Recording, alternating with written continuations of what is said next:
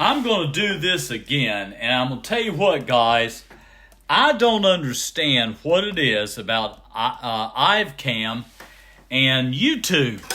They keep abandoning my videos, so I had to delete it and redo it.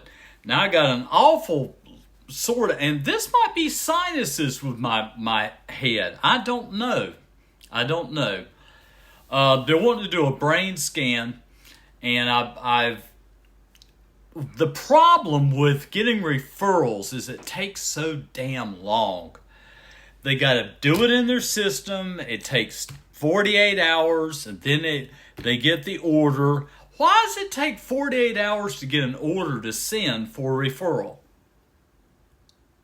But I guess they got so many patients it takes time. I don't know. Now, I want to talk about the narrow-minded people talking about Alcoholics Anonymous. As you know, I call it a beautiful fellowship. I really do. A beautiful fellowship. I was involved with it for about 10 years. And I was in Al-Anon for about 4 years. Okay, because of my ex-wife as an alcoholic. The reason why I quit going to AA, and I think a lot of people do, I mean, after you've been in it for so long, it's kind of like going to a church. You just get tired of it, you know? And it's truth. I admire people in the fellowship that stay in it for 40 years. You know? I really do. But let me try to set everybody straight. I want to tell you something straight up. Imagine yourself as just a regular Joe, and you got a friend. And a friend says, this Sunday I'd like to take you to my church. And you're like, a church? What is a church? You've never heard of a church before. Okay, so Sunday you drive up to this place, and you walk in, and you see this cross with this dude on it, and you're like going, what kind of weirdo stuff is this? And I mean, he's got nails in him and all that, and you're like, whoa, this has got to be some kind of weird cult, strange stuff, and you're feeling very uneasy about it. You're sitting down at the pew, and they're reading out of this weird book, strange stuff, called the Holy Bible. And you're like, what is this? And I mean, it's a deity, a God that does awful, horrible, terrible things to his people. And then this Jesus guy, and you're like, this has got to be a cult. It's got to be a people that worship Satan. It's got to be a scientific witchcraft something, right? Now remember, you know nothing about it. This is your first time seeing it. Okay? I went to a church that had phallic symbols. Seriously, had phallic symbols. Okay? So, it's the same with AA. People go into Alcoholics Anonymous and they get a bad impression.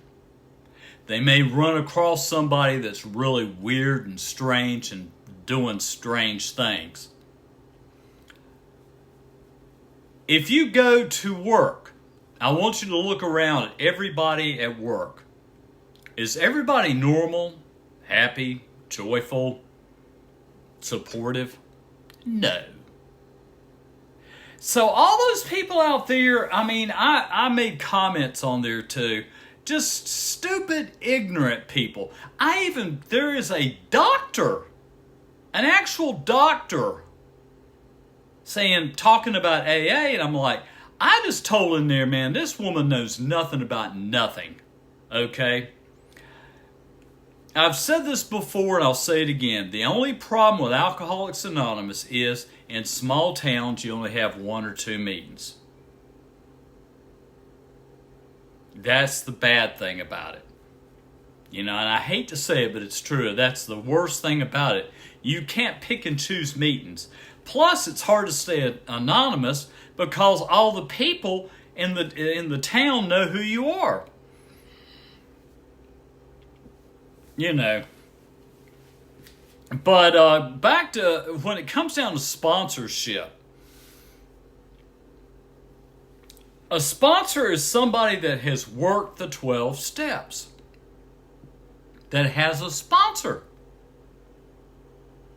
That has a sponsor. They work out of the big book. Period. Not the 12 and 12. Not some other book. The big book. They use it as a guide. That's the way I was a sponsor. Okay? Did sponsees fire me? Yes, they didn't like me. They didn't like what I said or what I did. That was okay. And all that I'm going to say about the fellowship, and I'm taking some medication. My stomach's starting to rock here, so I'm going to have to hurry up with this. Being a sponsor, this is what I did, and I've said this before. My first sponsor was an asshole. He was just an asshole. And we just didn't get along. Bye, I'll find me another sponsor. He said to me, you're going to go out and get drunk. I said, okay. Whatever you say. The very next day, I got my sponsor, John, who was a beautiful person. Beautiful person. Now, I think later on he relapsed and went back. Let's face it, guys. Treatment facilities, the recidivism of treatment facilities is very poor. Very poor. I mean, I heard something on YouTube I saw about this, and it was so stupid. Ignorant people.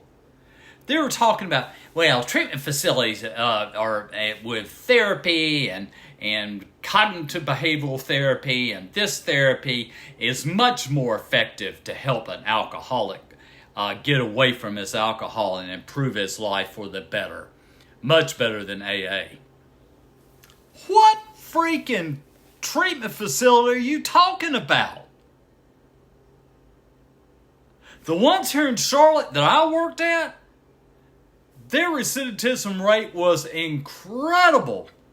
Of people coming in, going out. Coming in, going out. Coming in, going out. The same with AA. It's the same thing. You got people coming in, going out.